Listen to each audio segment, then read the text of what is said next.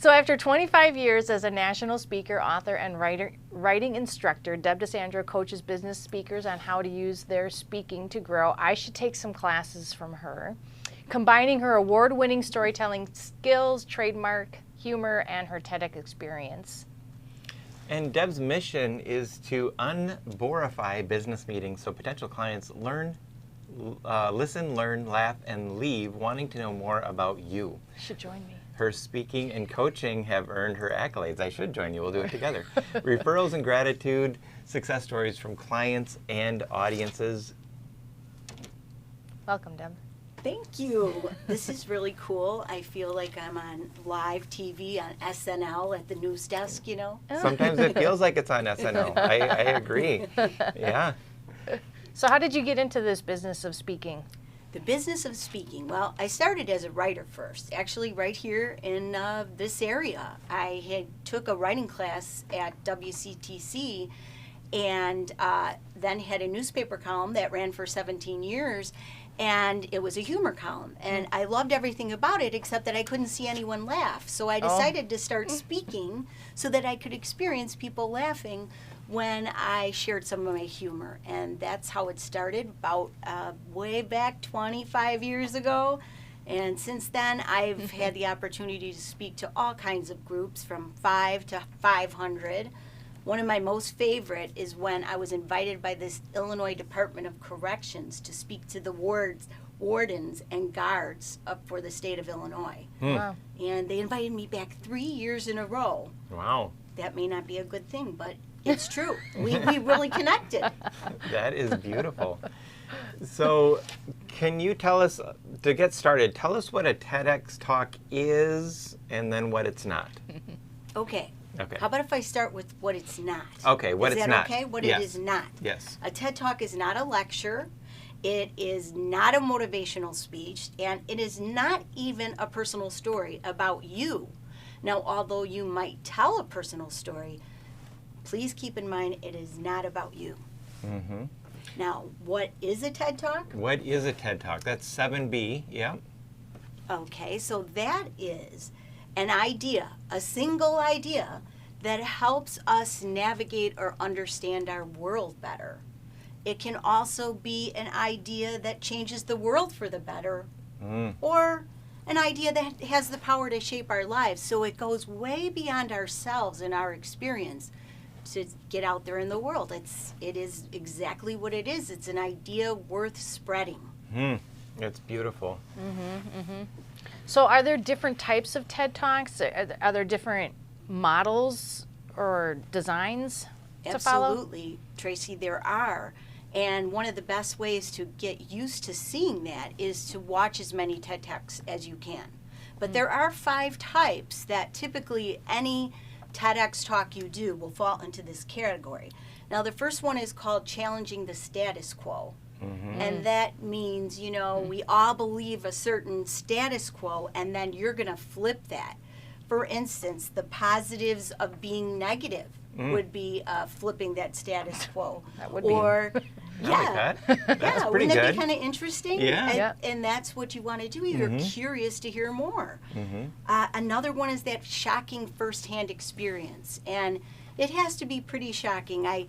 One of my soon-to-be clients is a young man who spent part of his teens and early 20s in the prison system. And what happened in there and how it changed his whole life. Now that's a big, shocking firsthand experience.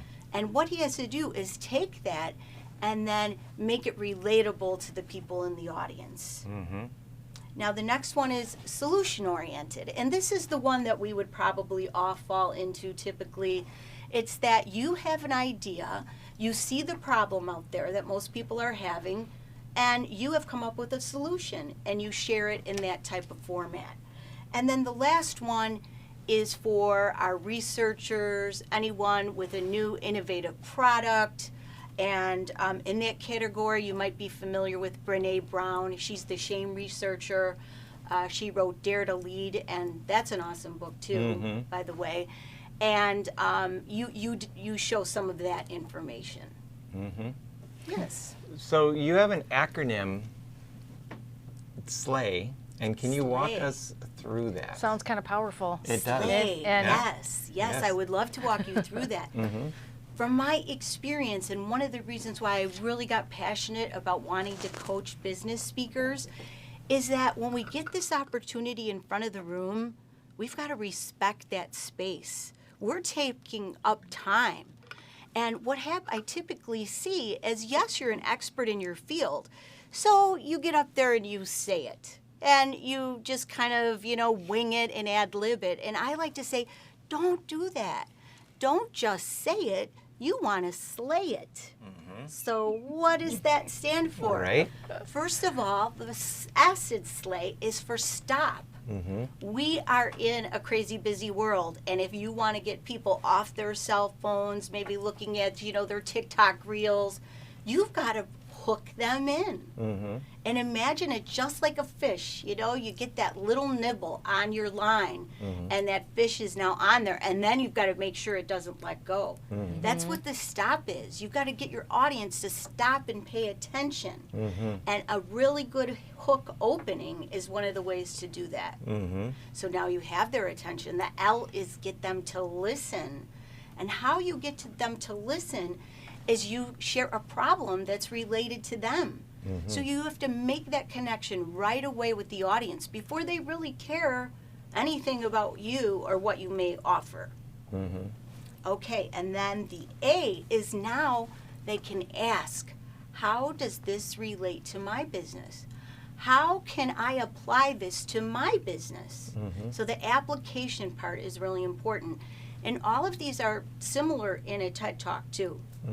And then the last one is to get them to say, yes, I want to know more, or I'm going to talk to Jon right after this meeting because what he talked about was right on point and I need him. So that's the difference between just winging it and creating a strategic plan around slaying it. Can we use this slay technique for just creating content? And we don't have to use it just for a TED Talk, right? Absolutely. You can use it in any type of business talk, but also content. And this is where I think I've gotten the advantage because I started as a writer first, and I had a newspaper column with 800 words every week. And I would be writing about some of the topics of the day like anyone else. But I had to continually ask myself, what do I do differently? How do I grab the attention so that they focus on this story? And it's the same thing. You're going to use that same method of slay to get them to stop, read past your interesting opening, connect with what you're saying, and see how it could apply to them. Yeah. I love it. I do too. My brain is already working on some slaying ideas for this show, let me tell you. Do we have any questions in the chat for DiSandro yet? If you have any questions, please put them in there. It's just a note for myself for later. I wasn't Oh, writing see, your notes this time. you were Very thinking good. too. Yep. Yeah. That's excellent. Yeah. We have little notes that we kind of shuffle around here, a little behind the scenes secret. So thanks for coming, Dan. We really appreciate you stopping by. And as far as questions, what are the best practices for how to share your stories in a compelling way? Is a question from Angela Bonner in the audience. That's an excellent question. And stories can be very complicated when you're first starting out because we tend to say, and then this happened, and then this happened, and then this happened, and that is boring. You have to really know how to plan a story. And I've been teaching storytelling for quite a while. It is a real craft. What you need to do is you need to have them, the one thing I like to say is you're not telling the whole story. You're telling a moment in time. And how do you recreate that moment in time so that the listener feels like it's happening to them? And there is actually brain science that shows that as you do that, if you can get all the senses in there, was there a smell involved? Was there something they could visually see? What were you feeling? That your brains will actually sync up. And as you tell the story, their brain will light up in the same way as yours, as if it is actually happening. And that's the power of story. Story is so powerful. Such a powerful way. It's the story is everything in your public speaking, whatever the modality, and that comes from September. That's such a great comment. How do you use story in your, you do a lot of posts and you tell a lot of stories. How do you use story in your social media? I think the main thing that we try to do is we try to portray what they expect at whatever event they're going to go to. So then they know, they can kind of envision what they think will happen, and then when they get there, we try to meet those needs, and then it feels successful for everybody. So I think we do a lot of that. Actually, almost like walking them through the experience. Yeah. Right. That way they don't go not knowing. If that's met, then they feel like we've accomplished what we were supposed to do, and they feel like it was successful for them because they got what they wanted. Absolutely. I guess the question that I hear a lot when we talk about something like TedX is, when am I good enough? When am I, popular enough? When am I a big enough influencer? When is that? What is the mark? When can you do a TEDx? Is there a certain amount of followers you need, or like how do you gauge that? When are you ready? Okay, absolutely not. There's not a certain amount of followers you need. You just need that one idea that's worth sharing. Now, it is helpful if you also have been a speaking or you're a coach, and you just have to be careful that you're not just reiterating something you say in every talk or something, right? And one of the things I've discovered is if you can do a brainstorming session, possibly with a coach, so that you could really flesh out that idea. And then you start observing other TED Talks, but the application process is really pretty simple. So for instance, TEDx UW Milwaukee, we've got a great one right here, and that's the one that I did, and I've gotten some other clients on TEDx UW Milwaukee, is just a written application process. And you can go on their website and just start to read those questions right now and imagine, how your idea would fit in there. And they take those submissions all the time, even if, they haven't released a date when their TED is going to be out. As a matter of fact, I talked to them before I came on because I wanted to give your viewers some update information.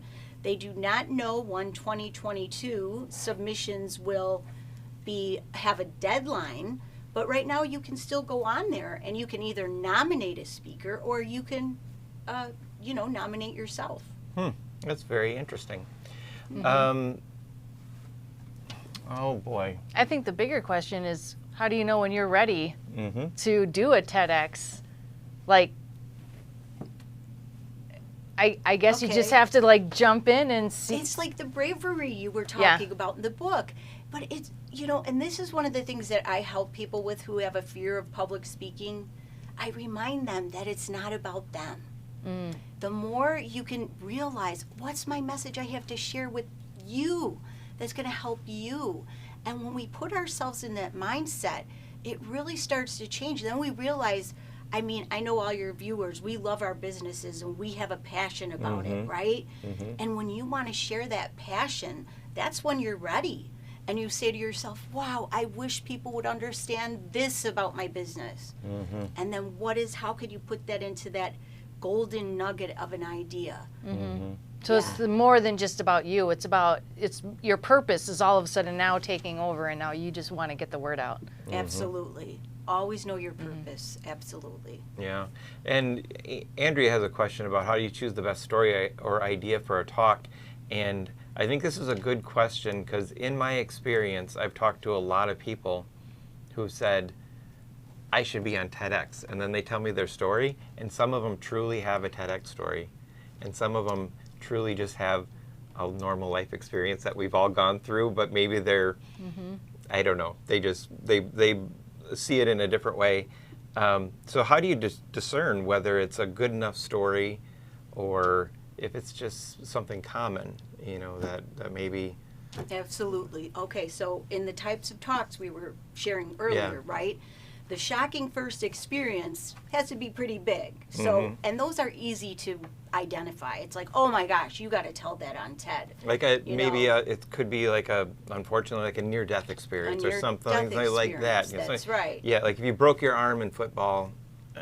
Right. We all did that. Now, Okay. however, that might be a story that's part of your TED Talk. Yeah. But you're not going to be in the shocking experience category. Correct. For instance, in my talk, I talk about an experience I had in 3rd grade with an art project where we used Easter egg shells to make a picture. Mm-hmm. And if you watch it, it's quite enjoyable. But it's not the point of my story. The point of my story is what happened because of that started to actually direct my whole life. And I would encourage your listeners to watch that and your viewers, because it will inspire them to do a TED Talk. It will. It sounds like if you would like to do a TED Talk, maybe speaking to you and kind of fleshing out the idea would be a good first step before you write your 15 minutes of fame, right? Absolutely. Yeah, Yes. And other people in your your peers, flesh it out with them, and they'll tell you which stories they love. And those typically might be a part of your TED Talk, right?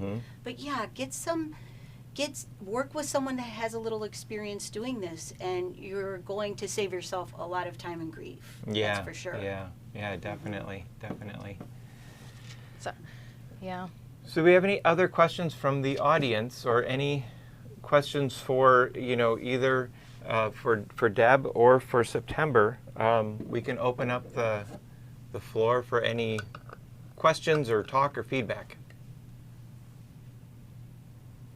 In Mexico. Absolutely. You can do a TED Talk anywhere. And always keep in mind, where are you doing it? For instance, like someone in Milwaukee who has a business here, it might be a benefit to them to do the Milwaukee one.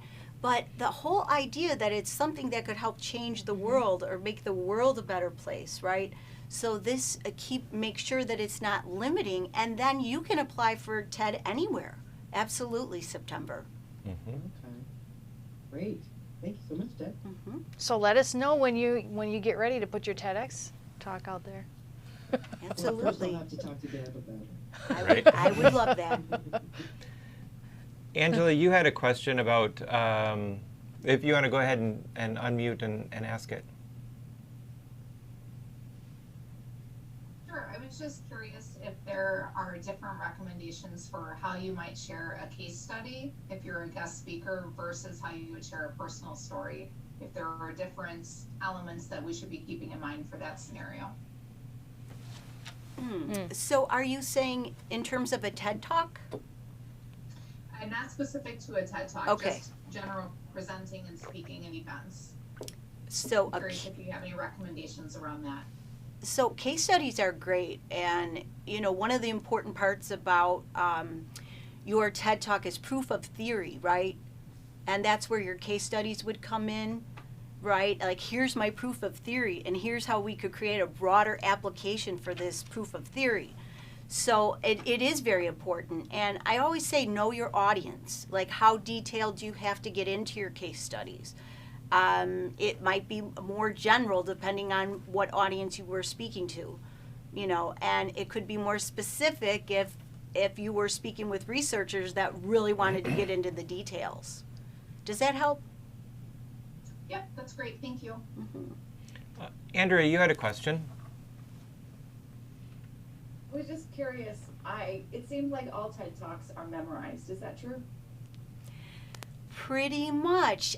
This is a little different than, we get to have our notes in front of us, right? And I'll tell you what, not every TEDx has a teleprompter, which is what I thought was going to happen when I did mine. And so you do have to memorize pretty well. And that's why, again, if you understand that all speaking starts with writing, you want to be able to write this down so you can repeat it. And depending on the TED experience, like, everyone is different. Some of them are a little more lax, and they're like, yeah, as long as you stay within this 18 minutes, which to do that, it might be best to have it memorized. and other ones are much more specific. So each one has a somewhat different format. Yeah. Okay, great. I was thinking 17 minutes, so it's 18 minutes? Again, I think 18 might be the cutoff. They call 16 the sweet spot. So, but there are some great TED Talks that are at 12, 13 minutes. So it's important to just stay within there. Be a little under is always great. Yeah. Great, thank you. This has been, Very educational. this is great. I'm Yes. inspired, motivated. This is just Yay. great. Both of you were, you have brought such great information and ideas today. I really, really appreciate it. Thank you so much. You're so welcome. Deb, do you have anything you want to share with our audience about any cup? You always forget that question. Tracy is so good at this part, John. Thank you, she Tracy. runs the place. She keeps it running. Yeah. Because I did want to I know, share. I know, I know. I'm so excited for your new event, for your event Thank coming up. you. I hope you come. So November 30th, that's a Tuesday, and it'll be after your show because it's not until 2:30, right here at Serenity Labs, Serendipity Yep. Labs. Serenity. It's also very Some days yes, it's Serenity Labs. It is. Yeah. It is. Yeah. I will be doing a workshop that's called How to Talk Like Ted and Deb. And I'm going to go into some of these things that we discussed in a lot more detail. It'll be like about a 90-minute program. And I'd love you all to come and see if I can give you some more insights. Cool. And that's right here in Milwaukee, and I think most everybody is in the Milwaukee area, and that's going to be fun. I'm looking forward to that one. Thank you. And they can find that information also on the website at /Deb DiSandro. Yep, the Connect Show /Deb DiSandro. And with that, we're going to wrap up with